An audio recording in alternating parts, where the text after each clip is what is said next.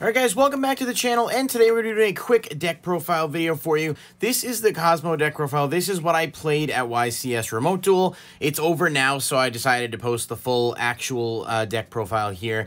I had a lot of fun. I ended up dropping after 5 rounds, but I did pick up a couple wins, and a few were close. If you guys watched the live stream as it was going on, there were definitely some close matchups. It was super fun, and I'm honestly went into it playing a deck that's, you know, what hasn't been meta relevant for quite a long time, and to pick up even a few wins against competitive decks like Drytron and to get close to wins against decks like Tri-Brigade, I'm pretty happy with that.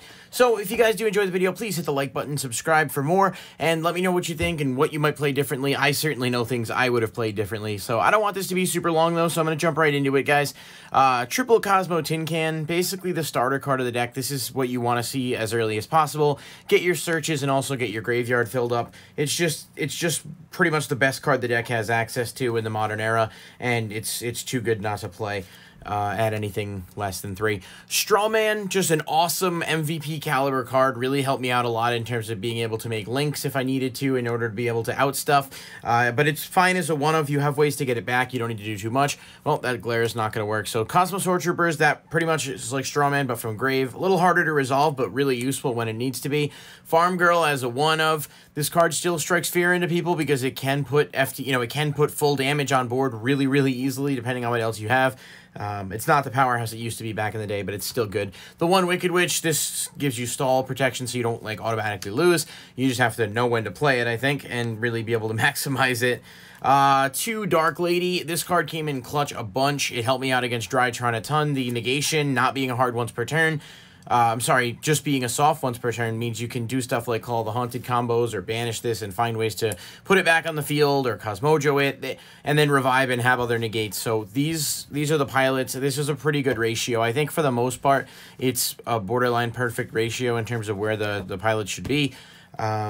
As far as the big ships, Triple Dark Destroyer, this is still a really strong card. It's not what it used to be. Obviously, being a boss monster, you know, there are ways to get over this now, but the non-targeting is still pretty powerful, and you have the option to go into things like Dingirsu, which I actually did to get over a monster I couldn't get over otherwise, so there are some cute interactions here with this card.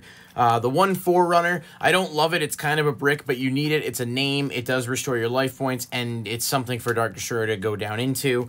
And then 2 Kozmo Slip Rider. I love this card. Obviously, popping your own Kozmo Town is such a cool move you can do to like get extra searches or push for game, depending on what you're doing. And outing your opponent's cards is useful too. So this is just a really good 2-of. And that's it for the Kozmo stuff. I didn't play Dark Eclipser. I might have had I gone back and looked differently, but I didn't really have too many problems with traps. My biggest issues were not having the answer to hand traps, being able to play through hand traps.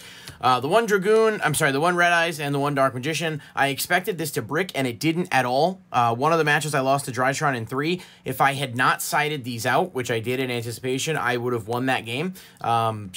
That's what my opponent told me. Like, if I had them and could just make the Dragoon, I would have been able to win. So that was a little frustrating, but that's what happens. You kind of have to make the smartest play, I think. And then Triple Gamma and 1 Driver. I will say this card is also a really, like, the best hand trap Kozmo can play. The interaction with the pilots is fantastic, but also Gamma just came in clutch so many times in all the matches that I won and the games and the matches that I lost, but still won those games. Gamma helped me every single time.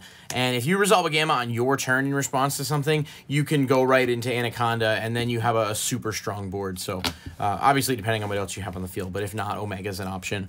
So that's it for the monsters. I'm pretty happy with that lineup. I don't think I would have changed anything with the monsters. For the spells, Triple Kozmo Town, no terraforming. I think just 3 Kozmo Town is the best way to go. Terraforming does allow Droll and Lockbird to be activated, so I decided instead of going 2-in-1 like some people do, just to go full 3 Kozmo Town and, you know, sort of reduce the chances of giving Droll a window to resolve against me.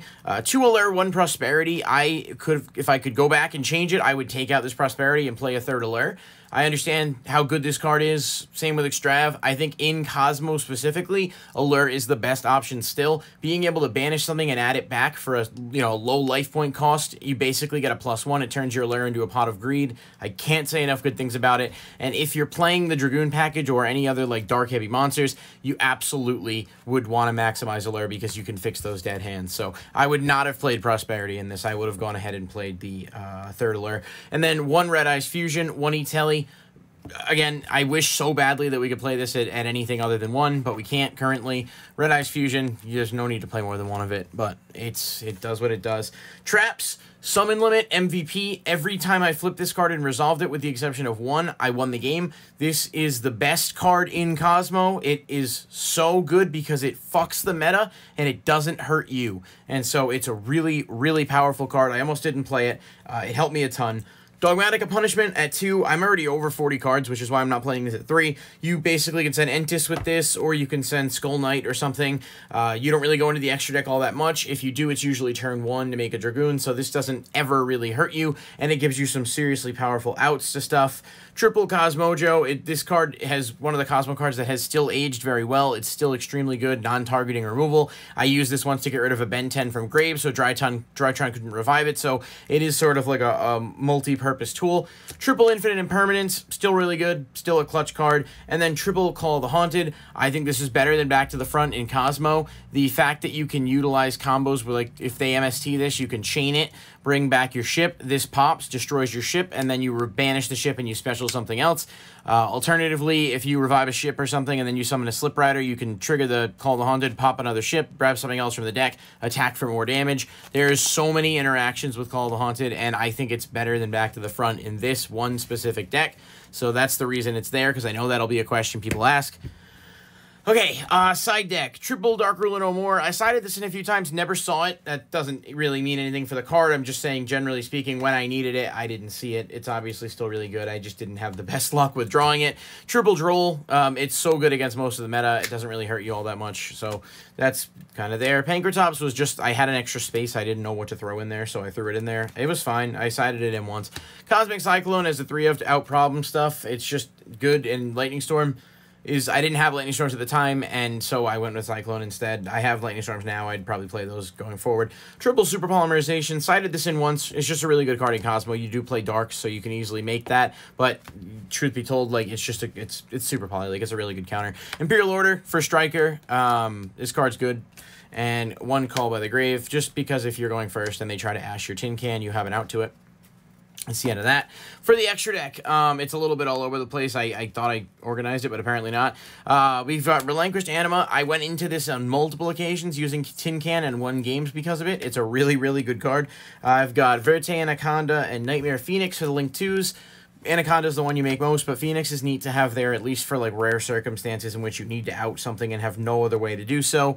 Entis, Skull Knight, both targets for punishment. Really good cards. Entis is the one you send most of the time, but Skull Knight does help if you don't need to pop 2 at once.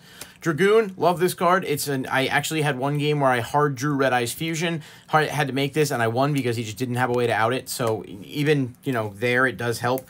Your Super Poly targets, I can't make these in, you know, main games, but I don't use the full extra deck anyway, and there's no point siding those, so that's why they're there. The Nova Infinity, this did come up once. It's kind of cute with Slip Rider. You don't do it a ton, but it's still good to have access to. Dingirsu came in clutch with Dark Destroyer. I was able to bring one back with Strawman, then banish the other, summon, make a Dingirsu to out the, I forget what it was I was playing against, but it made it to out that, and it was super helpful. And then for Synchros, this is just another Dogmatic of Punishment target, and then we've just got the package of 8, 9, 10. On off chances against decks like Salamangreates or Zombies or Sky Striker, this Blood Rose Dragon with Destroyer and Gamma can come in clutch in rare circumstances.